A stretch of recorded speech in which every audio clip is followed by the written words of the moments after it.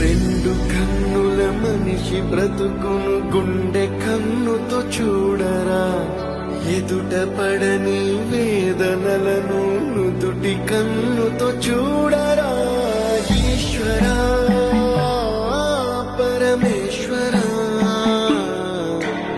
చూడరా, ఇటు చూడరా.